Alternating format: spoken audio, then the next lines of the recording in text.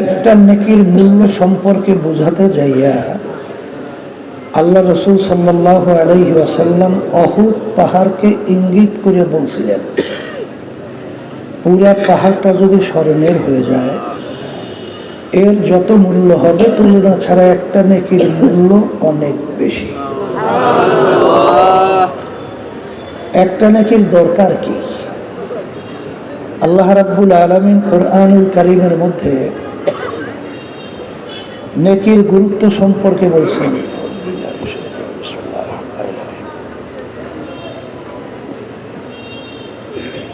ফামান ইয়া'মাল মিসকালা যাররাতিন খায়রান ইয়ারাহ ওয়া মান ইয়া'মাল মিসকালা যাররাতিন শাররান ইয়ারাহ। রব্বুল আলামিন বলছেন, যাররা পরিমাণ যদি তোমার নেকি থাকে তার ফল তুমি ভোগ করতে পারবে, যাররা পরিমাণ যদি গুনাহ থাকে তার ফল তোমার ভোগ করতে হবে। যাররা কাকে বলে?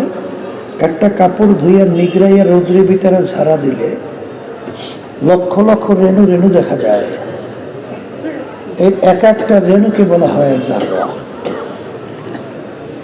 এই পরিমাণ গুনাহ থাকলেও তার ফল কি ভোগ করতে হবে? কে বলছে? আল্লাহ বলছে। একটা নেকি যদি আজকে কিয়ামতের ময়দানে ধরে নেন, যদি ঠেকা বাজে, কিয়ামতের ময়দানে ঘুরে একটা নেকি সংগ্রহের কোনো সুযোগ নাই। বলে হুজুর তা কেমন? কিয়ামতের ময়দানটা এত ভয়াবহ হবে, আল্লাহ রাব্বুল আলামিন কুরআনুল কারীমের ভিতরে বলছেন, ইয়াওমা ইয়াফিরুল মারউ মিন আখিহি ওয়া উম্মিহি ওয়া আবিহি ওয়া সাহিবাতিহি ওয়া বানিহি লিকুল্লি ইমরিইন মিনহুম ইয়াওমা ইযিন শা'নুন ইউগনি। মা পর্যন্ত সন্তানের পরিচয় না দিয়া সন্তান থেকে ভাইগে যাবে। মা যদি সন্তান থেকে ভাগে, দ্বিতীয় দুনিয়ার ভিতরে তালাশ করে দেখেন তো মায়ের চেয়ে বেশি আদরে কে আছে? আছে? তাহলে মা যদি সন্তান থেকে ভাগে, তাহলে অন্য কেউ আপনাকে নেকি দিবে এ চিন্তাও করা যায় না। তার নেকি সংগ্রহের জায়গা হলো দুনিয়াতে। বলেন কোথায়? আজকে যারা মাহফিলে আসছেন নিয়ে যাদের সহি, আল্লাহ কবুল করে লক্ষ লক্ষ নাকি আমলনামা দান করবে। এখন আমরা নেকি সম্পর্কে, মাহফিলের গুরুত্ব সম্পর্কে যে আলোচনা করলাম, এই আলোচনাগুলো বুঝবে কারা? বলেন যারা মানুষ। আর মানুষের সুরতে যারা পশু, যারা কুকুর শুকুরের চেয়েও খারাপ, এরা কিন্তু আমাদের আলোচনা বুঝবেও না, গুরুত্বও দেবে না। আবু জাহাল উৎপা সাহেব আবুল আহাব, আবুল আহাব কিন্তু আল্লাহর হাবিবের আপন চাচা ছিল এবং আপন বেয়াইও ছিল, জানেন না? আবুল আহাব আল্লাহর হাবিবের চাচা এবং আপন বেয়াই হওয়ার পরেও আবুল আহাব কি আল্লাহর হাবিবের কথা দাওয়াত বুঝছিল? কথা বলে না। বরং আল্লাহ রাসূল সাল্লাল্লাহু আলাইহি ওয়াসাল্লামকে কষ্ট দেওয়ার জন্যে আল্লাহর হাবিবের দুই মেয়ে বিবাহ করছিল আবুল আহাবের দুই ছেলে, প্রকাশ্য লোকালয়ে দুই মেয়েকে আল্লাহর হাবিবকে কষ্ট দেওয়ার জন্য তালাক দেওয়াইছে। নাউজুবিল্লাহ। কিন্তু আল্লাহর হাবিবের আপন মানে বেয়াই চাচা হওয়ার পরেও ওরা কিন্তু বোঝে নাই। কথা ঠিক কিনা? তাহলে বোঝা গেল যে আবু জাহাল মার্কা আবুল আহাব মার্কা আল্লাহর হাবিবের জামানায় ছিল, মাঝখানেও গেছে, বর্তমানেও আছে, কিয়ামত পর্যন্ত থাকবে। এরা কিন্তু বুঝবে না। কথা ঠিক কিনা? তাই বুঝবে বলছিলাম যারা মানুষ। এখন মানুষ কাকে বলে? হাত পা চোখ কান অঙ্গ প্রত্যঙ্গ এইটা মিলে এর নাম কিন্তু মানুষ না। মানুষ বলা হয় তাকেই যেই মানুষের ভিতরে কলব নামক পার্সটা ভালোবাসে,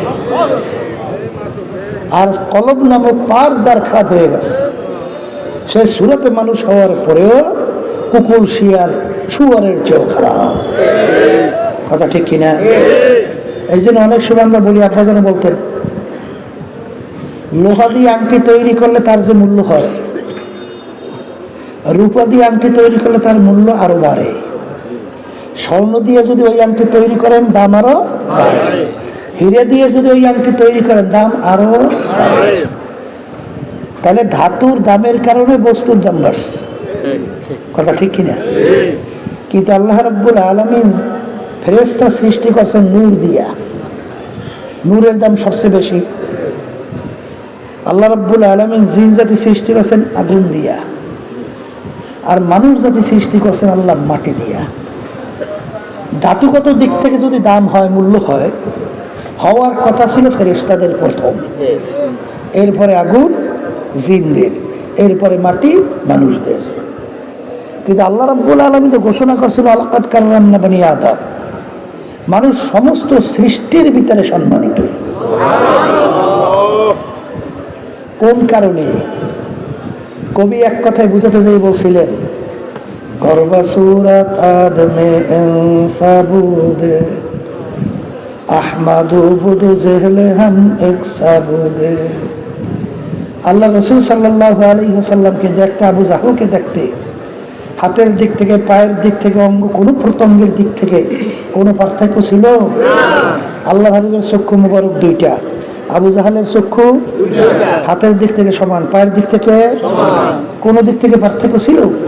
কিন্তু আল্লাহ রাসূলের নাম শুনলে দুরূদ শরীফ পড়া ওয়াজিব, আর আবু জাহালের নাম শুনলে আমাদের জবান থেকে বের হয় আল্লাহর গজব পড়ছে, আরো বেশি বেশি পড়ব। কথা ঠিক না বেঠিক? অঙ্গ প্রত্যঙ্গে সূরাতে কোনো পার্থক্য আছে? তাই কোন পার্থক্যের কারণে একটা মানুষের সম্মান দুরূদ শরীফ পড়া ওয়াজিব? না বানাইলে আল্লাহ কিছু বানাইতেন না। তাইলে ব্যাপার কি? আর আবু জাহালের নাম শুনলে ঘৃণা চুচুক শব্দ আমাদের জবান থেকে বের হয়, এর কারণ কোথায়? ওমর রাদিয়াল্লাহু তাআলা আনহু প্রথম অবস্থায় কাফেরদের অন্তর্ভুক্ত, জঘন্য খারাপ, আল্লাহর হাবিবকে কতল করতে রওনা করছে, জানা আছে? এর চেয়ে খারাপ আর থাকতে পারে? কিন্তু ওই ওমর রাদিয়াল্লাহু তাআলা আনহু অল্প সময়ের ব্যবধানে আল্লাহর হাবিব সাহাবায়ে কেরামদেরকে নিয়ে ইসলামের পক্ষে প্রকাশ্যে দাওয়াত নিয়ে রাস্তায় নারায়ে তাকবীর স্লোগান দিয়ে নামছিল। এখন সে আগের যে ওমর আর এখন ওমরের ভিতরে পার্থক্য আছে না নাই? হ্যাঁ, আগে ছিল সবচেয়ে জঘন্য খারাপ, আর এখন সব শ্রেষ্ঠ সম্মানিত হয়ে গেছে। কথা ঠিক কিনা? এটা চোখে করে পরিবর্তন হয়েছে, হাতের পায়ে? তাহলে কোন জায়গায় পরিবর্তন হইল? বলেন, কলবের পরিবর্তন। বলেন বলেন বলেন। এই কলবের পরিবর্তনের কারণেই মানুষটার সম্মান বেড়ে গেছে। এই কলবের সম্মানের কারণে সম্মান বাড়ে। বেলাল হাবশী রাদিয়াল্লাহু তাআলা আনহুর নাম শোনেন নাই? শুনছেন? দুনিয়া চলার জন্য যে গুণ, একটা গুণও তো তার নাই, আছে? কলে হুজুর তাকি, তিনি হইল গোলামের ছেলে, গোলাম, তার আব্বাও ছিল গোলাম, তিনিও। আচ্ছা, গোলামের মূল্য আছে? আচ্ছা, পয়সা, টাকা পয়সার দিক থেকে নিচ্ছ, এক পয়সারও মালিক ছিল না, গোলাম, টাকা পাইবে কোথায়? শিক্ষার দিক থেকে বকলাম, দস্তখতও জানতেন না, চেহারার দিক থেকে কালো, বংশের দিক থেকে হাফস, তা হাফস বংশের লোক একেবারে নিচু বংশ, ওদিকে আবার চেহারা কালো মানুষ দেখছেন না, কোনো ডকপত আছে? এই কালো মানুষের জাত, তাই নাই শিক্ষা, নাই বংশ, নাই অর্থ, নাই কোনো গুণ নাই, ওদিকে আবার চেহারা সুরাত কালো। কিন্তু আল্লাহ এবং আল্লাহ রসুলের কাছে তার সম্মান কত! হ্যাঁ, আল্লাহ নবী সাল্লাল্লাহু আলাইহি ওয়াসাল্লাম সবে মেরাজে যখন গেলেন বেহেশতের ভিতর থেকে খরমের আওয়াজ পাওয়া যায়। আল্লাহ নবী জিজ্ঞাসা করেন, ভাই জিব্রাইল, বেহেশতের ভিতর থেকে কিসের খরমের আওয়াজ? জিব্রাইল আলাইহিস সালাতু ওয়াস সালাম বলেন, আল্লাহ রাসূল, আপনার বেলালের খরমের আওয়াজ। সুবহানাল্লাহ। আল্লাহ নবী সাল্লাল্লাহু আলাইহি ওয়াসাল্লামের আগে কেউ বেহেশতে ঢুকতে পারবে? জানা আছে? তাহলে আল্লাহ রাসূল সাল্লাল্লাহু আলাইহি ওয়াসাল্লাম বেহেশতে ঢোকার সময় যে বাহনের উপরে বসা থাকবেন, সেই বাহনের রশিটা ধরা থাকবে কার হাতে? বেলাল হাবশী রাদিয়াল্লাহু তাআলা আনহু। কথা ঠিক কিনা? আল্লাহর হাবিব সহ সর্বপ্রথম বেলাল হাবশী রাদিয়াল্লাহু তাআলা বেহেশতের ভিতরে ঢুকতে কি ওমর ফারুক রাদিয়াল্লাহু তাআলা আনহু অর্ধ দুনিয়ার রাজত্ব করছিলেন, বাংলাদেশের মতো প্রায় 200 দেশের রাজা। যখন বেলাল হাবশী রাদিয়াল্লাহু তাআলা আনহু তাদের মজলিসে অনেক সময় ঢুকতেন, তখন সম্মান সূচক শব্দ ব্যবহার করতেন, সাইয়েদানা বেলাল, আমাদের সরদার বেলাল আসছে। সুবহানাল্লাহ। তাহলে এই সম্মান বাড়ছে কি চেহারার দিক থেকে? একটু আসতে বলে। টাকা পয়সার দিক থেকে? বেশি বেশি সম্পদের দিক থেকে? বংশের দিক থেকে? শিক্ষা? তাইলে কোন দিক থেকে সম্মান বাড়ছে? বলেন, কলবের ভালোর কারণে সম্মান বাড়ছে। কথা ঠিক কিনা? এ কবরের যাত্রীরা যারা মরবেন, কবরে যাবেন, কলব ভালো কইলেই কবরে যাওয়া লাগবে। কারণ আল্লাহ রাব্বুল আলামিন বেহেশতে যাওয়ার জন্যে শর্ত লাগাইছেন কুরআনুল কারীমের মধ্যে। কি শর্ত?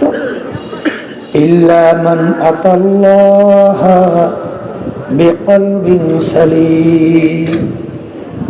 আমার আল্লাহ বলতেছেন, আমার পবিত্র জায়গা বেহেশতের মধ্যে পরিচ্ছন্ন, পরিষ্কার, স্বচ্ছ, ভালো কলব ছাড়া আমার পবিত্র জায়গার মধ্যে বেহেশতে হবে না। তাহলে কলব পরিষ্কার করা লাগবে। আর একটু আসতে বলে। আজকে শরীরে যদি রোগ হয়, হ্যাঁ, স্থানীয় পর্যায়ে আপনি ডাক্তারের কাছে গেছেন, ডাক্তার বলে তোমার এই রোগের চিকিৎসা এখানে হবে না, ঢাকা যাও। ঢাকা যাওয়ার পরে ডাক্তাররা বলতেছে তোমার এই চিকিৎসা বাংলাদেশে ভালো নাই, যাও উন্নত মানের দেশ সিঙ্গাপুর সহ বিভিন্ন জায়গায় যাও। কি বলে? টাকা পয়সা নাই, জায়গা জমিন বিক্রি কইরাও কিন্তু শরীরের চিকিৎসা করে করে করে করে করে যত চিকিৎসা করুক না কেন, মরণ লাগবে। আর একটু আসতে বললে, এটা বলতে কষ্ট হয়তো না, মরবে এইটা তো শুনতে ভালো লাগে না, কিন্তু মরণ তো লাগবে। কথা বলে না? এই মুসা আলাইহিস সালাতু ওয়াস সালামের সঙ্গে আল্লাহর সঙ্গে কথা হইতেছিল। নবী কি চান? কলে মালিক আপনি যা বলবেন এইটাই তো চাই। কলে হ্যাঁ, তাহলে বরকতের সাথে নেক হায়াত। নেক হায়াত কি পরিমাণ? কলে প্রত্যেক পশমের বিনিময়ে আপনি যদি চান 500 বছর করে হায়াত দেব। কয় বছর? প্রত্যেক পশমের বিনিময়ে। তাহলে শরীরে পশমের কোনো অভাব আছে? তাহলে এখন 500 বছর করে যদি পশম হয়, 500 বছর হায়াত হয়, তাহলে হায়াত কত বছর? হিসেব নিকাশ মেলে? এখন মুসা আলাইহিস সালাতু ওয়াস সালাম বলে, মালিক বুঝলাম 500 বছর করে হায়াত পাইলাম প্রত্যেক পশমের বিনিময়ে, এরপরে কি হবে? আল্লাহ বলতেছেন, নবী গো, এরপরেও মরণ। এরপরেও কি? মালিক আমার হায়াত বাড়ার আর দরকার নাই, আপনার সিদ্ধান্ত অনুযায়ী আজরাইল পাঠান, আর দরকার নাই। এরপরেও কি? মরণ লাগবে। কথা ঠিক? মরা যেহেতু লাগবেই, তাহলে আল্লাহ তো শর্ত লাগাইছে, বেহেশতে যারা যাইতে চান কালবে সালিম ছাড়া আল্লাহ পবিত্র জায়গায় বেহেশতে আল্লাহ দেবে না। কি বলছেন? আবার বলেন, আল্লাহ বলছেন ইল্লা মান আতাল্লাহ বিকলবিন সালিম। এখন কলবের রোগ আছে না নাই, ভালো না মন্দ, এইটা নিয়ে চিন্তা করছেন কে কয়দিন কোন সময় করছেন? হ্যাঁ, শরীর নিয়ে তো ভালোই চিন্তা করি, শরীরে সাজাই গোছাই, কত আসন ও পাউডার, কত ধরনের কসমেটিক্স লাগাইয়া, কত কায়দায় শরীরের পরিচর্যা করি, কিন্তু এরপরেও একদিন শরীর কিন্তু ধ্বংস হবে। কিন্তু আমার বেহেশতে যাওয়ার জন্য আল্লাহ শর্ত যে লাগাইছেন কালবে সালিম, সেই ভালো কলব হয়েছে কিনা এই ব্যাপারে চিন্তা করছেন কে কয়দিন করছেন? অনেকে তো করি না। আর সেই মামলার তদবির নাই, তার তো খালাস নাই। কি মামলা হয়েছে তদবির করবেন না, খালাস আছে? হ্যাঁ, খালার যদি না থাকে কলবে সালিম তৈরি করার জন্য আল্লাহর ফজলে রাজি আছি না? রাজি আছি না? আল্লাহর কাছে দোয়া করেন, তাআত তৌফিক তাআত হামজাতু, তাআত তৌফিক তাআত হামজাতু, ইয়ামানাত ওয়া ইজাবাত হামজাতু। হে আমার দয়ার মালিক, আমি তো নিয়াত কইরা বসছি, আপনি দয়া মায়া কইরা যদি আপনি আমার কলব ভালো করার তৌফিক না দেন, আমার দ্বারা কোনো দিন সম্ভব না। জোরে বলেন কথা ঠিক কিনা? এ আল্লাহর বান্দারা, পর্দায় মা বোনেরা, আল্লাহ রাব্বুল আলামিন কলবের ব্যাপারে কোরআনুল কারীমের মধ্যে এক সূরার মধ্যে প্রায় 11টা কসম করার পরে বলে قد أفلح من زكاها وقد خاب من دساها। যারাই কলবকে পরিষ্কার করতে পারবে তারাই নাজাত পাইয়া জান্নাতে যাইতে পারবে। আল্লাহ রাব্বুল আলামিন তার রাসূলকে যে দুনিয়াতে পাঠাইলেন, পাঠানোর কারণের ভিতরে একটা কারণ হলো ইয়াতলু আলাইহিম আয়াতিহি ওয়া ইউযাক্কিহিম ওয়া ইউআল্লিমুহুমুল কিতাবা ওয়াল হিকমা।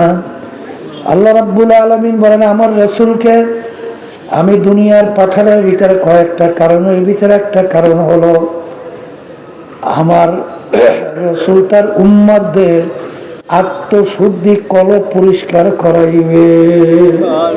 সবাই বলে সুবহানাল্লাহ। এখন বলতে পারেন হুজুর কলব কিসে ভালো হয় কিসে খারাপ হয়? কলবের উল্লেখযোগ্য 10টা রোগ আছে, এর ভিতরে একটা বড় রোগের নাম হলো তাকাব্বুরি। তাকাব্বুরি কাকে বলে? আমি বড়, আমি ভালো। বলেন কি শব্দ? আবার বলেন, আরো বলেন। আমি বড়, আমি ভালো। আমি টাকা পয়সার দিক থেকে বড়, শিক্ষার দিক থেকে বড়, এই বংশের দিক থেকে বড়, সৌন্দর্যের দিক থেকে বড়, ক্ষমতার দিক থেকে বড়, বিভিন্ন দিক থেকে বড়। যার ভিতরে যারা পরিমাণ তাকাব্বুরি থাকবে, আল্লাহ রাসূল সাল্লাল্লাহু আলাইহি ওয়াসাল্লাম বলেন সে বেহেশতের ঘেরানো পাবে না।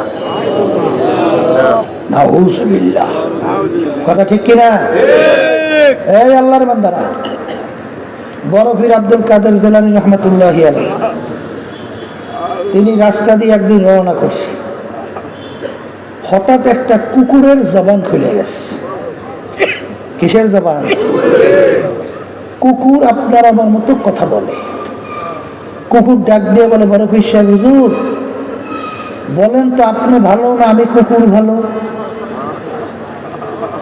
প্রশ্ন করছে। এখন হুজুর তো চিন্তা পড়ে গেছে, যদি এখন বলি কুকুর তুই ভালো আমি খারাপ, তাহলে তো আল্লাহর কালামের উল্টো হয়ে যায়। আর যদি বলি কুকুর তুই খারাপ আমি ভালো, তাহলে তো আমার ভিতরে আনা নিয়ে চলে আস তাকাব্বুরি। এখন কি উত্তর দেবে? কি কর্তব্য বিমূঢ় অবস্থায় তিনি চিন্তা করতেছেন, কি উত্তর দেবে? আল্লাহর কুদরত, তার অন্তরের ভিতরে আল্লাহ রাব্বুল আলামিন প্রশ্নের উত্তর পয়দা করে দিয়েছে। তিনি ডাক দিয়া বলে, কুকুর শোনো, কিয়ামতের ময়দানে আমার মালিক যদি আমাকে মাফ কইরা দেয়, ও কুকুর, তোর চেয়ে আমি অনেক ভালো। আর কিয়ামতের ময়দানে আমার মালিক যদি আমাকে মাফ না করে, ও কুকুর, তুই আমার চেয়ে অনেক ভালো।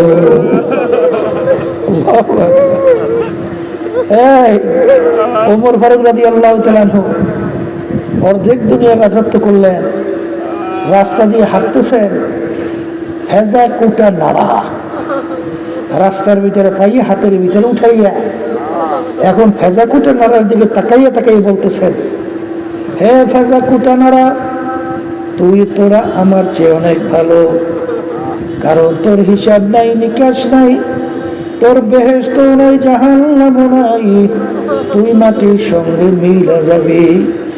আর আমি ওমর যদি কিয়ামতের ময়দানে ধরা খাইয়া বসি, ওই জাহান্নামের এক সেকেন্ডের আযাব সহ্য করার শক্তি আমি ওমরের না। হে ফেজা কুটা মারা, তুই আমার চেয়ে অনেক ভালো। কি বর্মেয়ারা, ওমর ফারুক রাদিয়াল্লাহু তাআলা আনহু অর্ধেক দুনিয়া রাজত্ব করার পরেও ফেজা কুটা নার হাতের ভিতরে উঠাইয়া আফসোস করে কান্দে আর বলে, তুই আমার চেয়ে ভালো। মালিকের দরবারে ডাক দিয়া বলে, মালিক, আমি যদি একটা বকরির বাচ্চা হইয়া যাইতাম, তোমার বান্দা বান্দিরা আমাকে জবাই কইরা পাক কইরা খাইয়া ইবাদত করত, কিন্তু আমি ওমর মানুষ, কিয়ামতের ময়দানে তোমার সামনে দাঁড়াইয়া হিসাব দেওয়া লাগবে। মালিক, মালিক, কি বোঝেন? নিজেকে নিজে কি মনে করছে? আর বর্তমানে এক শ্রেণী সর্বনাশ, একটু আলেম হইয়া, একটু পীর হইয়া, একটু মুফতি, একটু মুহাদ্দিস হইয়া, একটু বুজুর্গি, একটু ইবাদত বন্দেগী একটু কইরা, একটু টাকা পয়সার মালিক হইয়া, সম্পদের মালিক হইয়া, বিভিন্ন ক্ষমতা পাইয়া, সম্মান পাইয়া, এখন আর ধরাকে সরা জ্ঞান মনে করে না। এখন রাস্তা দিয়ে এমন ভাবে হাঁটে, মনে হয় যেন জমিন খাইরে ফেলবে। কথা ঠিক না বে ঠিক? এই যে একটা কলবের রোগ, আর আল্লাহ রাব্বুল আলামিন এই তাকাব্বুরি মনে সহ্যই করতে পারে না। বলে কলে হুজুর তাকাবার, এই বুঝাবার জন্য জঙ্গলের মধ্যে বড় নেকড়ে বাঘের নাম শুনছেন? নেকড়ে বাঘ নাম শুনছেন? চিতা বাঘের নাম শুনছেন? মেজো বাঘ। একটা হলো নেকড়ে বড়, একটা হলো চিতা বাঘ, আর একটা হলো বড় বাঘ, রয়্যাল বেঙ্গল টাইগার, আর একটা হলো পাতি শ্রীগাল। তিনজনে মিললে শিকার করছে। তিনজনে মিলে কি করছে?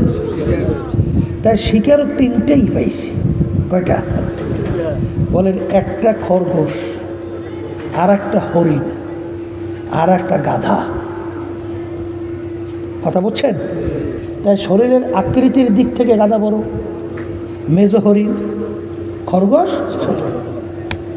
এখন শিকার করার পরে রয়্যাল বেঙ্গল টাইগার বাঘ চিতা বাঘকে বলতেছে, একসঙ্গে তো শিকার করলাম, তাহলে এখন বন্টন কর। কি কর? এখন চিতা বাঘ চিন্তা করছে, গোশের ভিতরে সবচেয়ে মজার গোশ কোনটা? হরিণের গোশ। তাহলে হরিণটা আমার ভাগে কিভাবে রাখা যায়, এই যে একটা প্ল্যান করতে হবে। কি করতে হবে?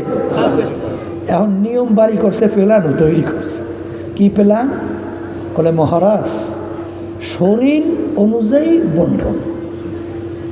কি অনুযায়ী বন্টন? শরীর অনুযায়ী বন্টন। আপনার শরীর বড়, আর গাদাটাও বড়, ওই গাদাটা আপনার ভাগে। আর মহারাজ, আমার শরীর মেজো, হরিণটাও কি মেজো, ওইটা আমার ভাগে। আর পাতি শ্রীকালটা ছোট, খরগোশ কি ছোট, এটা ওর বাঘে। এখন এই ভাগটা বাঘের খুব পছন্দ হয়েছে না? পছন্দ হয়েছে, কেন বাঘের তো খাইতে মন চায় হরিণ। বাঘের গেরায় কথা আছে, পায়ের রক্ত মাথায় আর মাথার রক্ত পায়, টকবক টকবক। বাঘ রাগ হইলে বোঝেন না, চোখ লাল। ওরে ইবলিস, এত বড় দুষ্টামি করে হরিণ খাবি তুই? তা জবর খাওয়ন খাওয়াম। এই কথা বইলে হাতা উঠাইয়ে মারছে থাবা। সীতাবাগের উপরে মারছে কি এক থাবার চলে, কথার কথা চোখু বাইরে গেছে। এখন বাইরে তো সীতাবাগ থর থর থর থর থর করে কাঁপতে আসে, মেজাজ এখনো ঠান্ডা হয় নাই। এখন বলতে আছে রয়্যাল বেঙ্গল টাইগার, বলতেছে পাতি শ্রীগালকে বন্টন কর। তাই পাতি শ্রীগাল চিন্তা করছে, এক বন্টন করতে যাই চক্ষু বেরিয়ে গেছে, আমি করি আবার কোন বিপদের হইতে থাকবে না। এখনো বলতেছে মহারাজ, আপনার জন্য ভোরের নাস্তা হবে খরগোশ, আর আপনার জন্য দুপুরে খাবার হবে হরিণ, আর আপনার রাত্রের খাবার হবে গাধা। তা 13টা কার বাগে? সব মহারাজের বাগে। এখন মহারাজ খুশি নেবে না, খুশিতে বাদ বাদ। এখন মহারাজ বলতেছে, এই তোর এত সুন্দর বন্টন শিখাইল কেনা? কলে মহারাজ ওই থাবায় শিখাইছে, বুঝছেন? তখন মহারাজ বলতেছে, তুই যখন আমার বরত্ব প্রকাশ করছো, আমি তোর উপরে খুশি হয়ে গেছি, যা আমার কিচ্ছু লাগবে না, সব তোকে দিয়ে দিলাম। আল্লাহু আকবার। আমার মালিক সর্বদিক থেকে বড়। আমার মালিকের সাথে কেউ বরত্ব জাহের কইরা যদি চলতে চাও, আমার মালিক এমন থাবা মারবে, এক থাবায় নিয়ে জাহান্নামের ভিতরে ফালাইয়া দিবে। কথা ঠিক না? বা ঠিক? হে বর্মিয়ারা, আমি আমি আমি হ্যাঁ, আমি ভালো, আমি বড়, এটা বলার শক্তি কারো আছে? এই তাকাব্বুরি ভিতর থেকে দূর করতে হবে। আল কেবরু রেদাই, তাকাব্বুরি হল আমার মাওলার খাস চরিত্র, খাস পোশাক। যে তাকাব্বুরি বর্মেয়াগিরি করবে, এটা আল্লাহ সহ্যই করতে পারে না। কথা বলে না? এই জন্য আমার বাজানদেরকে বলবো, এই তাকাব্বুরি করার ক্ষমতা কোনো মানুষের আছে? এই জন্য কারণ আছে, আছে। হ্যাঁ, সমাজের ভিতরে একটা লোক বড় বড় গলায় কথা বলে, আসে না এরকম কিছু? গলা টান করিয়া, এখন সেই লোকটা বড় বড় কথা বলে, ওকে একজন ভালো করিয়া চেয়েছে, তা চিন্তা করে দেখছে ওদের এই চোরার পোলা। কার পোলা? চোরার পোলা। এখন সমাজের ভিতরে বড় বড় গলায় কথা বলে, আর টপ করে বলে, এই এই কথা নিচু কর, হ্যাঁ মাথা নিচু কর, তোরে আমি চিনি না, তুই অমুক চোরার পোলা না? বলার সঙ্গে সঙ্গে ওর মাথা আস্তের উপরে নিচে দিয়ে যায়। কথা ঠিক কিনা? তাকাব্বুরি করিয়া যারা চলো, আমার মালিক তাদেরকে বিশেষ করিয়া সম্বোধন করিয়া বলে, হাল আতা আলাল ইনসানি হিনুম মিনাদ দাহরি লাম ইয়াকুন শাইআম মাযকুরা। এ নেমে খারাপ না ফারমানের দলের, আজকে খুব জমিনের ভিতরে গলা টান করিয়া, সিনা টান করিয়া জমিনের ভিতরে এমনভাবে হাঁটো, মনে হয় যেন আমার জমিন ফেরে ফেলবে। হ্যাঁ, খবিসের দলেরা, তোদের অস্তিত্বের দিকে তাকাইয়া দেখ। তোর অস্তিত্ব বলতে কিছু ছিল না, ছিল এক কাতরা নাপাক পানি। যেই পানি ভেজাল না, ভেজাল যুক্ত আমশ্বাস, তাও আবার ভেজাইলা। এই নাপাক অস্তিত্ব নাই পানির মধ্যে, তোর মতো ওই পানিকে আমি রক্ত দিয়া জমাট বাঁধাইয়া, ওর ভিতরে আমি হাড্ডি তৈরি কইরা ফাকাসাউনাল ইযামা লাহমা। এরপরে আমি গোশত লাগাইয়া ফি আহসানি তাকওয়িম, তোর মতো একটু সুন্দর সুরাতের মানুষ আমি তৈরি করলাম।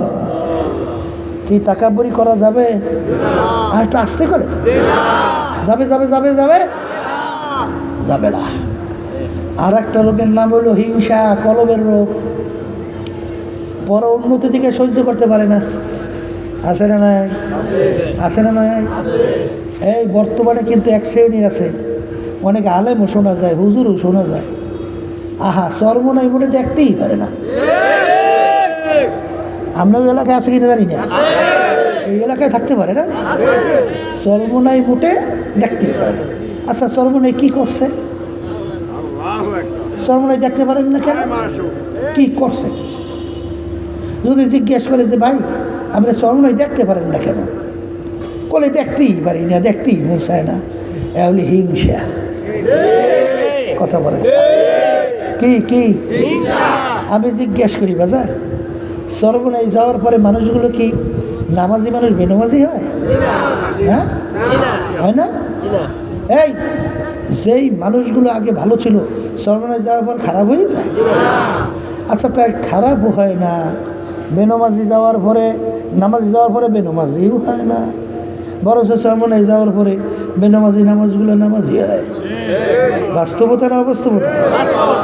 এই যেই লোকগুলো আগে বিভিন্ন খারাপ কাজের সাথে জড়িত ছিল, এখন চর্মনাই যাওয়ার পরে আল্লাহ যখন দিনের বুঝ দিয়েছে, এখন আল্লাহ নামগুলো ছাইড়ে দিয়েছে। আছে আপনার গেলায় তো? তাহলে আর ভালো হয়েছে না খারাপ হয়েছে? তাহলে চর্মনাই যাওয়ার পরে মানুষগুলো বেনামাজি নামাজি হয়।